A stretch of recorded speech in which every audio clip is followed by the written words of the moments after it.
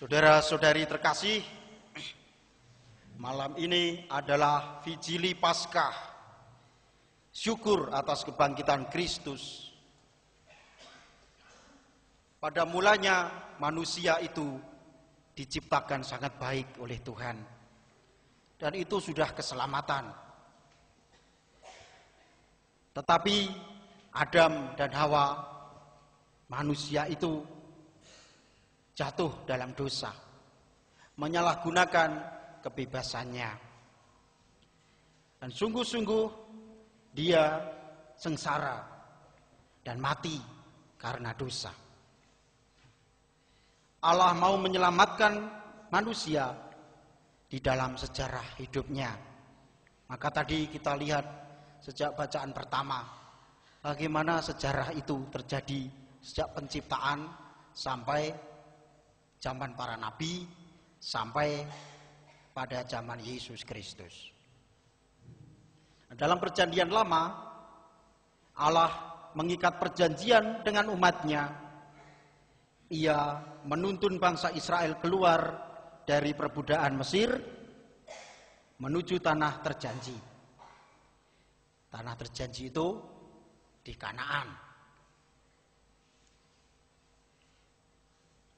Nah, kalau kita lihat sejarah keselamatan lagi, Allah mengeluarkan bangsa Israel dari perbudakan di Mesir. Waktu itu ia memakai darah anak domba untuk melewatkan anak sulung di Mesir, orang Israel, anak sulung Israel di Mesir dari kematian.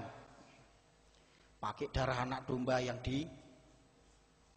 dileletke ya, dioleskan di pintu, kusen-kusen pintu. Nah, maka menjadi selamatlah mereka. Lalu ia menuntun bangsa Israel melalui air Laut Merah dari Mesir menuju tanah Kanaan. Dan peringatan akan itu oleh bangsa Yahudi lalu diperingati sebagai hari raya Paskah. Paskahnya orang Yahudi adalah merayakan lewatnya mereka, Tuhan yang melewatkan mereka dari maut di Mesir dan membuat mereka melewati Laut Merah. Jadi Paskah itu berarti Tuhan membuat mereka melewati Laut Merah. Allah lalu mengutus Yesus, putranya, dalam Roh Kudus untuk menyelamatkan manusia. Maka air Laut Merah lalu menjadi tanda harapan akan Yesus air hidup. Air Laut Merah itu lalu menjadi tanda air baptis yang menyelamatkan kita kekal. Tidak hanya menyelamatkan di dunia, tetapi sungguh berbahagia sejak dunia sampai akhir zaman, sampai Tuhan Yesus sendiri hadir, sampai surga yang kekal bersama Allah. Nah, Yesus Kristus, sang air hidup, dia pun menjadi Adam yang baru, yang lahir dari Hawa baru, yaitu Bunda Maria. Ia ditolak bangsa Israel, disalibkan dan wafat, dimakamkan, namun bangkit. Dulu pohon pertama yang bikin dosa, pohon pengetahuan yang baik dan jahat itu, pohon kehidupan itu dimakan oleh, buahnya dimakan oleh siapa? Adam dan Hawa. Hawa yang memetik. Digoda oleh siapa? Ular. Maka sekarang setan dikalahkan. Pohon yang pertama menjadi pohon sekarang yang baru, yaitu pohon kayu salib. Ular yang dulu berkuasa kini diinjak oleh kaki Bunda Maria. Dan Yesus menjadi Adam yang baru. Adam pertama menjatuhkan orang dalam dosa dan kematian.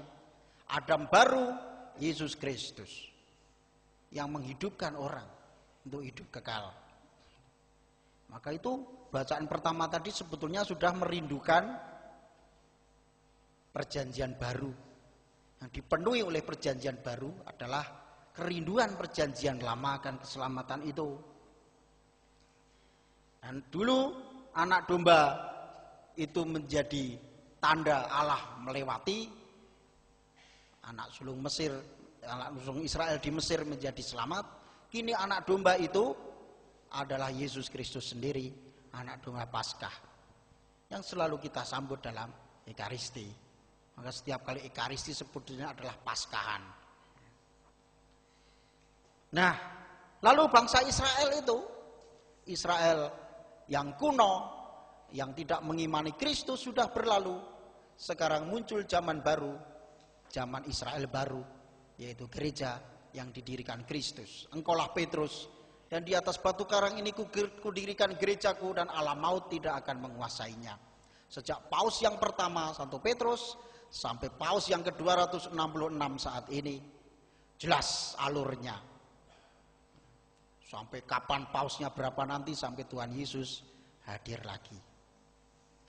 Maka kita sungguh menjadi Israel baru yang sungguh-sungguh diselamatkan. Dan masih berproses menuju kesempurnaan kekal. Itulah gereja kita yang didirikan Kristus. Yang satu, kudus, katolik, apostolik, Israel baru.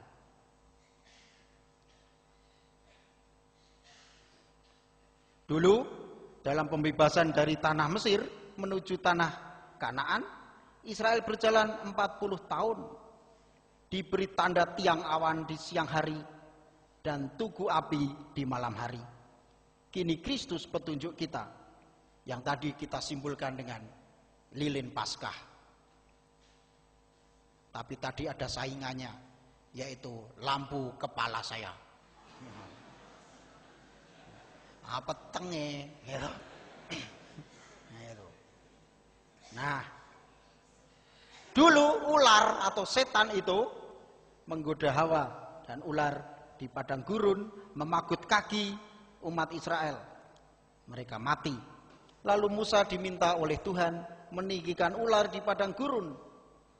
Dan siapa yang meninggikan patung ular dari tembaga itu, maka siapa yang memandangnya akan selamat.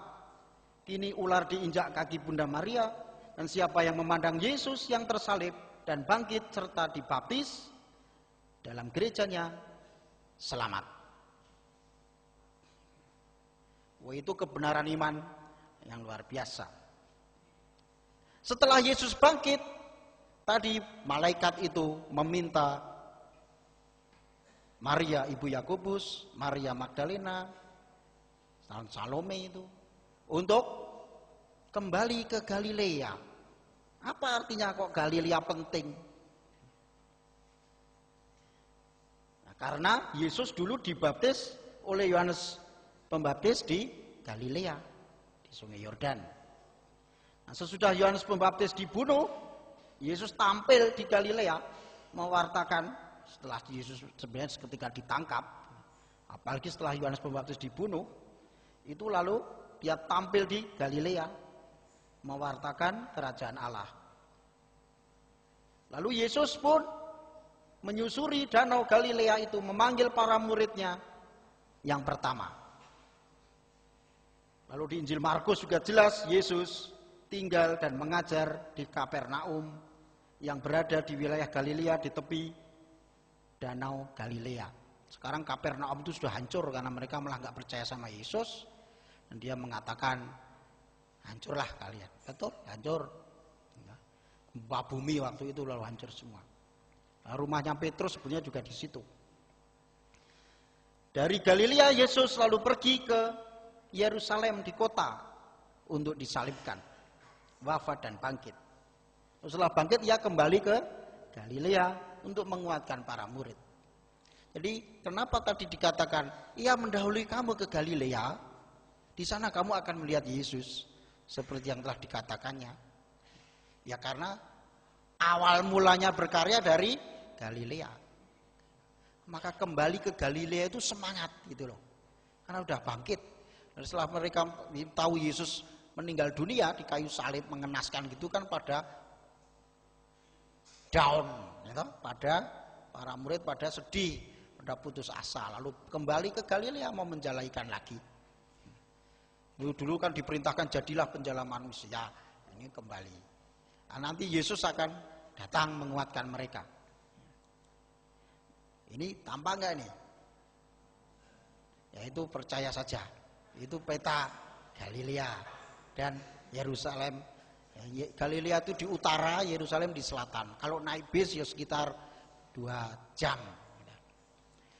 Kalau jalan kaki ya nggak sampai-sampai, panas sekali atau dingin sekali. Naik bis saja orang pada mengeluh, apalagi jalan kaki. Ya itu.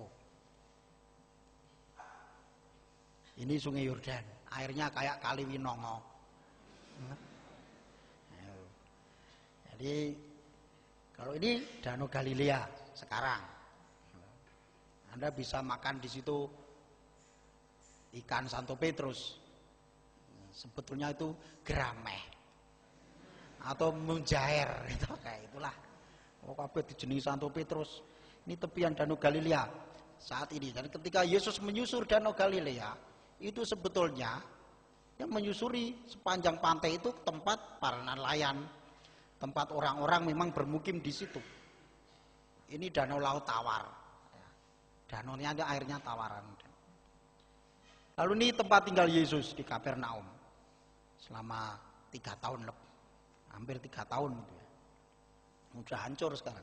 Itu sekarang diserahkan pada romo-romo OFM untuk mengelola. Nah, lalu dari desa yang namanya Galilea itu bergerak kalau ngebis 2 jam itu ke Galilea di kota Yerusalem. Itu Yerusalem itu kayak begitu. Itu Yerusalem. Itu ada yang kubah kuning itu Masjid Al-Aqsa. Nah, sebelahnya itu ada sinagoga. Yang kubah kuning itu masjid, yang sebelahnya sinagoga. Itu di tempat itulah tempat suci untuk ketiga agama itu. Lalu Bukit Zaitun itu di mana? Itu tempat Yesus pertama kali ditangkap dan berdoa. Itu sebenarnya di luar kota Yerusalem, tapi dari situ sudah tampak kota Yerusalem. Nah, itu Bukit Zaitun. Di situ belum masuk. Nanti masuknya sudah dipukuli, sudah dipenjara itu ya. Nah, ini pohon zaitun yang umurnya 2000 tahun lebih, yang menjadi saksi Yesus yang berdoa di bawahnya. Ya. Pohon zaitun itu umurnya bisa panjang. Nah, Yesus disalib, wafat dan bangkit di luar tembok kota Yerusalem. Setelah masuk diadili, lalu memanggul salib keluar dari tembok kota ke bukit Golgota. Dan di bukit itu lalu dibangun basilika. Yang membangun adalah Santa Helena. Itu batu pijaan tempat Yesus dulu disalib. Itu ada lubang tempat salib didirikan. Nah, di Galilea setelah bangkit, Yesus mengutus para murid untuk tugas baru. Di Markus 16 itu, pergilah ke seluruh dunia, beritakanlah Injil kepada segala makhluk. Itu dia katakan di Galilea. Lalu Markus 16, mereka pun pergilah memberitakan Injil ke segala penjuru, dan Tuhan turut bekerja dan meneguhkan firman dengan tanda-tanda yang menyertainya. Maka kembali ke Galilea berarti dulu di Galilea Yesus tampil berkarya, memanggil para murid, diajak ke Yerusalem. Setelah bangkit dari Yerusalem kembali ke Galilea, maka itulah perutusan baru. Nah, kita ini kelompok Galilea baru, orang-orang baru, orang-orang Paskah, orang-orang kebangkitan Kristus.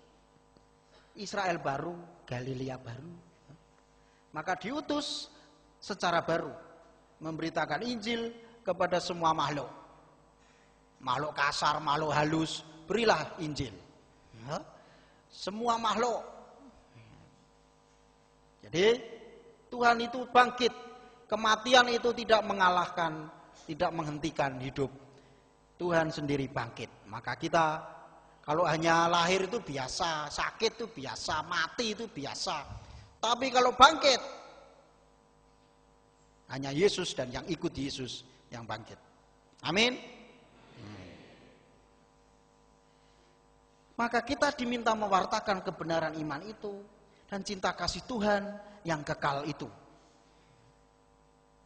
Kita ikut Yesus yang mewartakan Injil itu di dalam gereja dengan tanda-tanda yang jelas, sakramen-sakramen, tradisi suci, dan firman-Nya, serta cinta kasih antar kita. Maka apa sekarang yang penting menjadi artinya apa? Menjadi saksi kebangkitan Tuhan itu. Kita menjadi saksi kebangkitan Tuhan sampai Tuhan Yesus sendiri datang lagi. Sampai kiamat. Nah, apa yang harus kita lakukan? Yang saya pikirkan, yang saya renungkan adalah ini. Laksanakan janji baptis Anda. Karena itu Anda berjanji pada Kristus. Nanti kan pembaruan janji baptis dan isinya adalah aku mau menentang kejahatan dalam diri sendiri dan masyarakat. Apa kejahatanku? Hari ini aku berbuat jahat apa? Nah, itu ku tentang. Aku nggak mau berbuat jahat lagi. Juga kalau ada kejahatan di masyarakat, aku berani menegur orang berdosa. Itu termasuk keutamaan. Itu termasuk mewartakan Injil.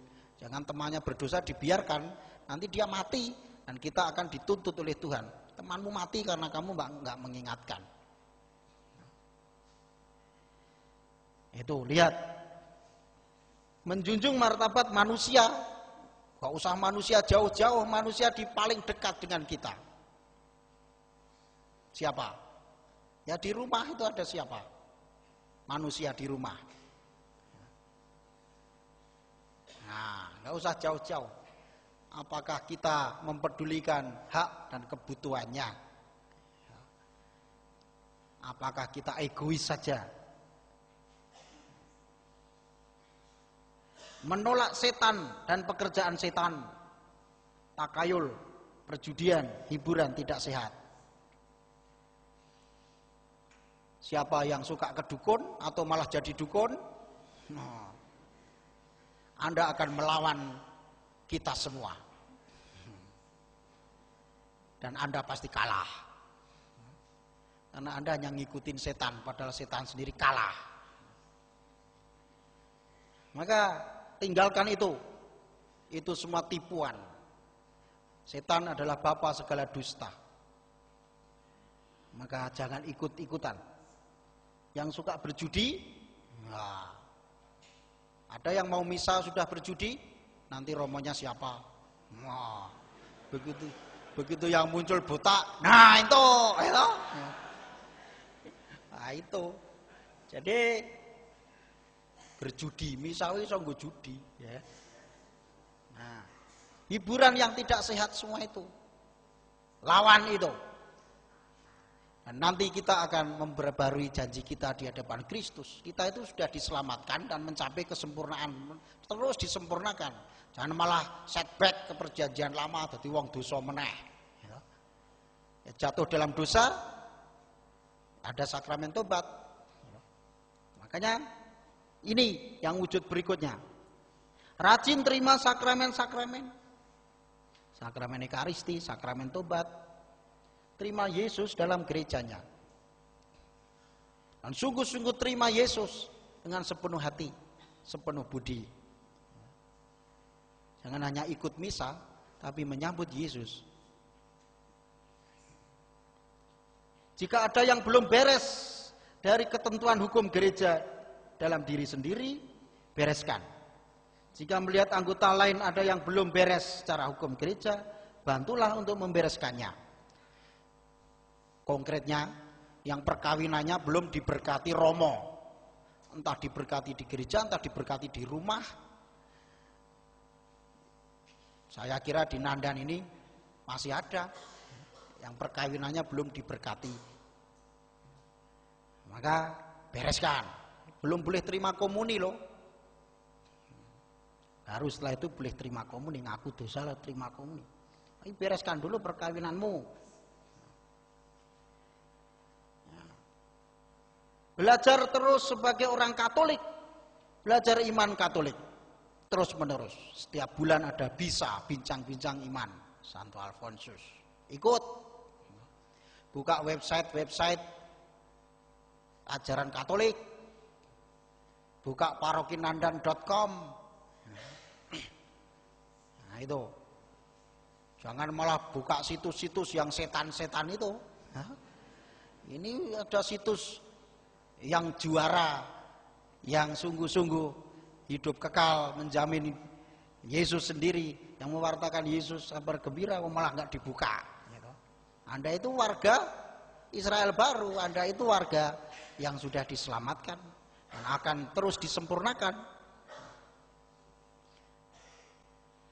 Maka haleluya, terpujilah Tuhan kita Yesus Kristus yang bangkit selama-lamanya. Amin.